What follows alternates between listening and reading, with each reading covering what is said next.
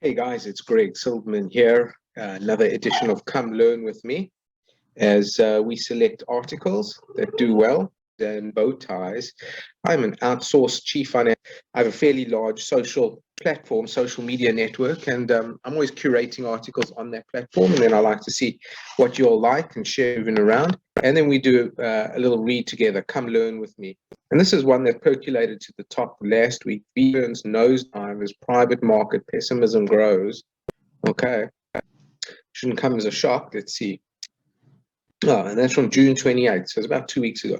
For US venture funds have posted the highest return of any alternative asset class, handily beating private equity, real estate, private debt, and real assets.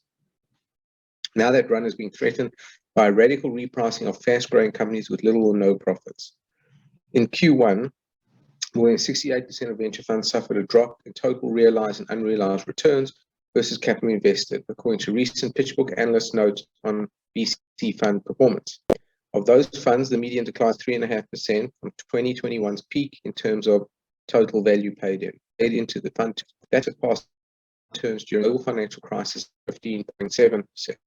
This year, we spiked cost of money represented by rapidly rising interest rates, said Zane, head of research at PitchBook.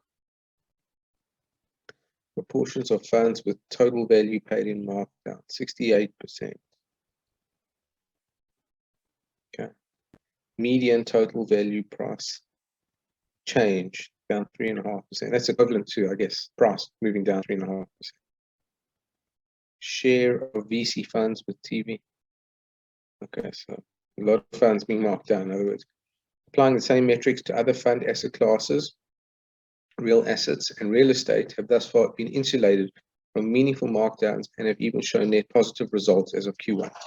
The opportunity cost of investing in VC versus safer cash flow positive investments is therefore higher now than it was last year.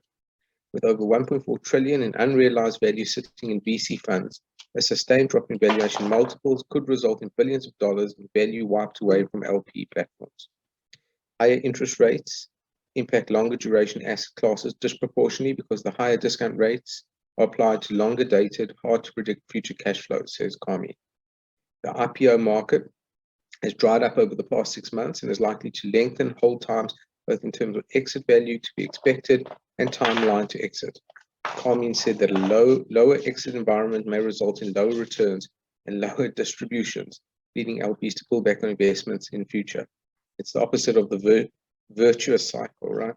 It's the non-virtuous cycle. So interesting that some of these asset classes, the other private, PE down 0.1%, private debt down 0.1%, real estate still up. So that's kind of interesting that the other private market categories have not capitulated yet.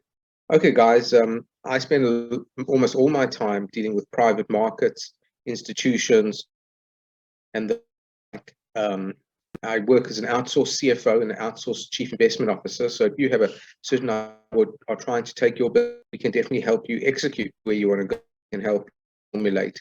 We primarily work with private equity-owned funds, hedge funds, other kind of work with the partners of those vehicles, high net worth individuals, and a lot of tax planning, tax advice. So take a look at some of the links below. Greg Silverman out for now.